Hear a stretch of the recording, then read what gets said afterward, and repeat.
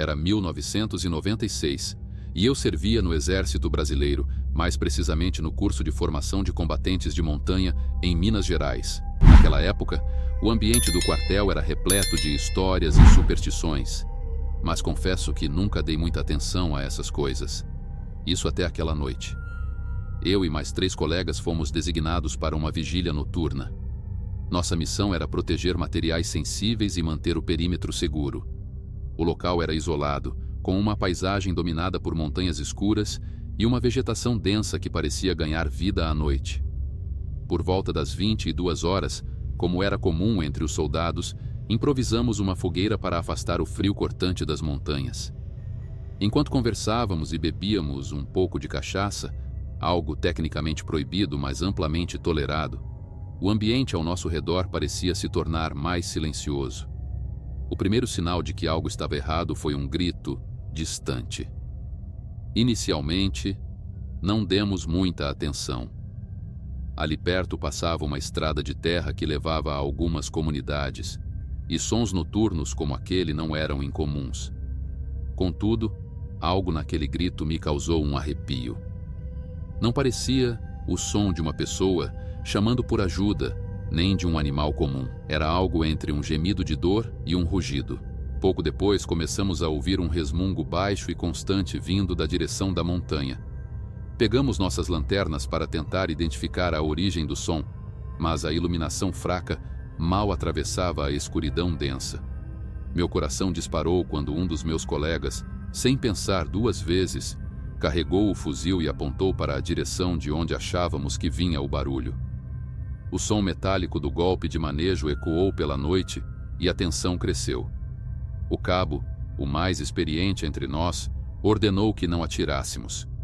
Ele sugeriu que entrássemos no Jeep JPX, uma viatura militar com lona, e nos retirássemos para uma posição mais segura. Obedecemos, mas o veículo não oferecia muita proteção, e a lona fazia barulhos assustadores ao menor toque do vento. Quando todos já estávamos no Jeep, pude ver pela primeira vez o que nos rondava. Era uma criatura de aproximadamente 1,80 m de altura, com o corpo coberto por pelos ralos e manchados. A pele que aparecia entre os pelos era escura e parecia suada, brilhando à luz fraca da fogueira. Seus movimentos eram desajeitados, quase como se estivesse ferida, mas ainda assim transmitiam uma sensação de força bruta. Não se parecia com nada que eu já tivesse visto antes. Suas feições eram mais humanas do que animalescas, o que tornava sua aparência ainda mais perturbadora. A criatura não uivava como muitos imaginam que lobisomens fariam. Em vez disso, soltava gritos curtos e agudos, como se estivesse em dor ou desespero. Esses sons penetravam na mente, provocando uma sensação de pavor que eu nunca tinha experimentado. Era como se aquilo estivesse comunicando algo que não podíamos compreender, mas que despertava nosso instinto mais primitivo de sobrevivência. Tentamos contato com o quartel pelo rádio, mas o dispositivo não funcionava. O cabo, visivelmente nervoso, tentou nos acalmar, dizendo que não deveríamos fazer barulho ou provocar a criatura. Mas como não sentir medo? Eu estava com um fuzil em mãos, uma arma poderosa, mas meu corpo parecia congelado. Qualquer ação impensada poderia desencadear um ataque. A criatura continuava rondando o Jeep, mantendo sempre uma certa distância. Seus olhos não eram vermelhos, como dizem as lendas, mas tinham um brilho opaco que refletia a luz de forma fantasmagórica. Às vezes, ela parava e parecia nos observar, inclinando a cabeça de maneira curiosa. A sensação de estar sendo avaliado por algo tão estranho e ameaçador era sufocante. Depois de algum tempo que pareceu uma eternidade, a criatura se aproximou mais da fogueira. Foi nesse momento que vimos algo ainda mais perturbador. Suas mãos. Eram alongadas, com dedos finos e unhas que pareciam garras. Apesar da aparência grotesca, seus movimentos eram incrivelmente humanos. Quando ela levantou um pedaço de madeira do chão e o jogou na fogueira, o cabo sussurrou que não deveríamos reagir. Então veio o ápice do nosso horror. A criatura, ao perceber que não reagíamos, soltou um grito mais longo, que reverberou pela floresta. Pouco depois, Ouvimos passos ao longe. Era como se houvesse mais delas vindo. Não sabíamos quantas eram, mas o som de galhos se quebrando e folhas sendo pisadas tornava-se cada vez mais alto. A ideia de enfrentar mais de uma daquelas coisas era insuportável. O cabo tomou uma decisão desesperada. Assumiu o volante do Jeep e deu partida, acelerando pela trilha estreita, enquanto a lona balançava violentamente. Pelo retrovisor, vi que a criatura principal não nos seguiu. No entanto, uma sombra parecia acompanhar o Jeep pelas laterais da estrada, escondendo-se entre as árvores. Chegamos ao quartel em completo estado de choque. Quando relatamos o ocorrido, fomos recebidos com ceticismo. Os oficiais alegaram que provavelmente tínhamos visto algum animal selvagem ou que a cachaça nos fez imaginar coisas. Mesmo assim, fomos dispensados da próxima vigília noturna, como se quisessem evitar mais incidentes. Anos se passaram desde aquela noite, mas a imagem da criatura continua viva em minha mente. Nunca consegui explicar exatamente o que vimos. Não era um animal comum, nem algo que pudesse ser catalogado. Eu tinha 22 anos na época. Hoje, aos 48, ainda não consigo entrar em uma mata à noite sem sentir um calafrio. Sempre me pergunto o que teria acontecido se tivéssemos tentado enfrentar aquela coisa. Talvez nenhum de nós estivesse aqui para contar essa história.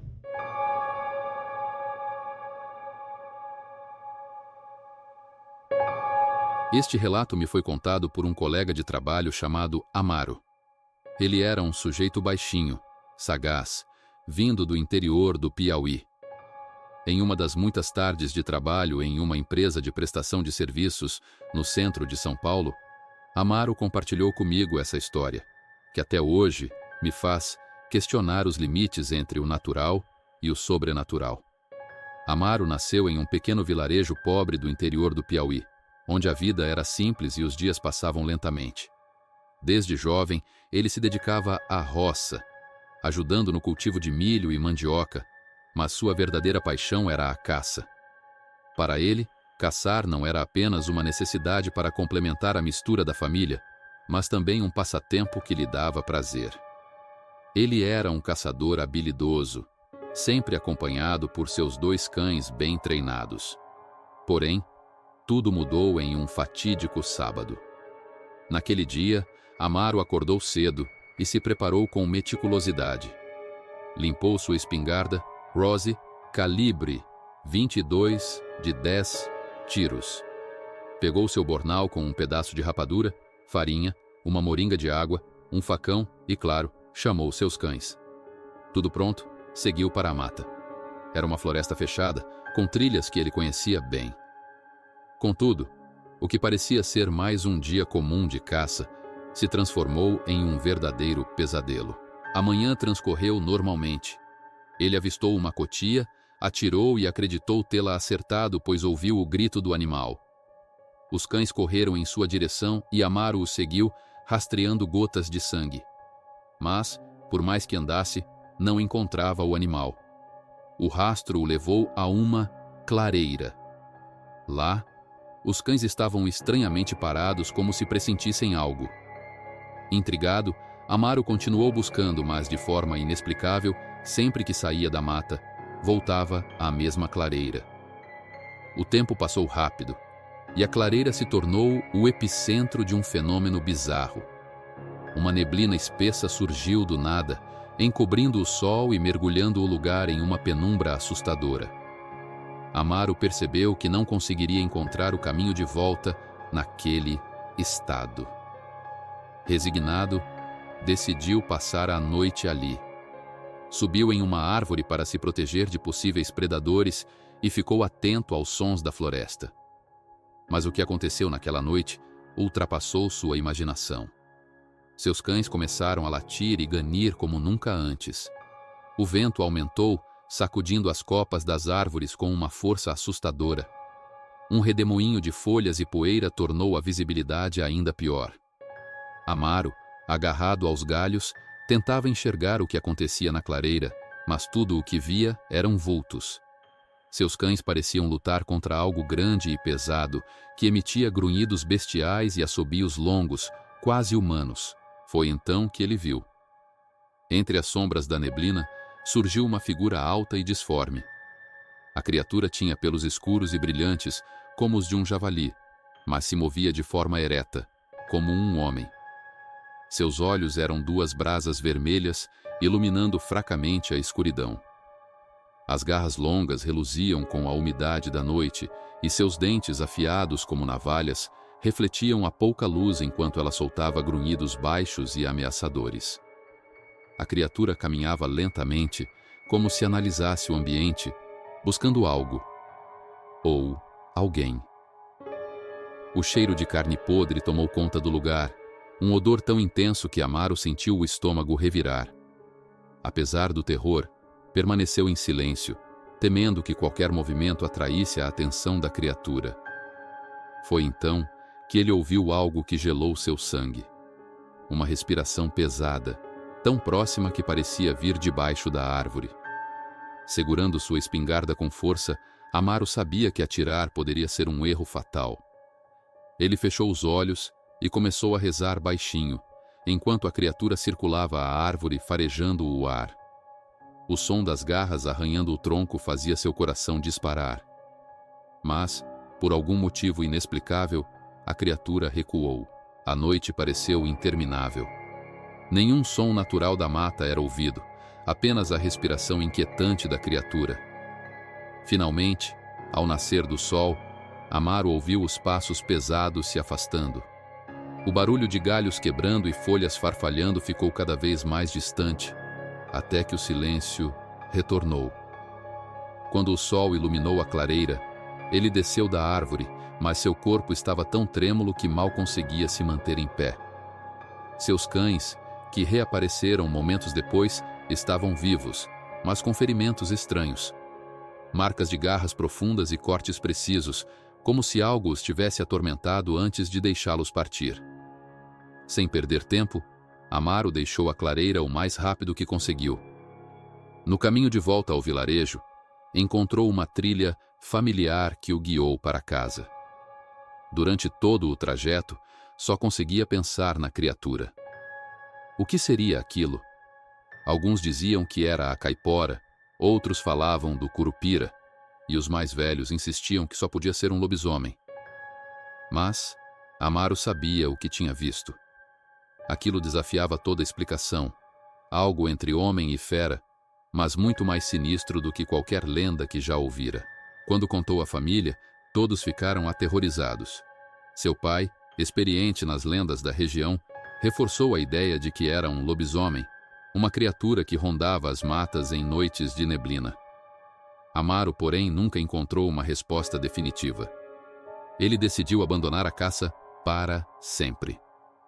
Sua velha espingarda Rossi, que um dia foi seu orgulho, agora está pendurada na parede da casa do irmão, um lembrete sombrio daquela noite. Amaro terminou o relato com uma frase que ecoa na minha mente até hoje. Mais vale voltar para casa sem nada do que nunca mais voltar. E sempre que penso nessa história, sinto um arrepio. Talvez nunca saibamos o que realmente aconteceu naquela clareira, mas uma coisa é certa. Há coisas nas matas que nem todos estão prontos para enfrentar.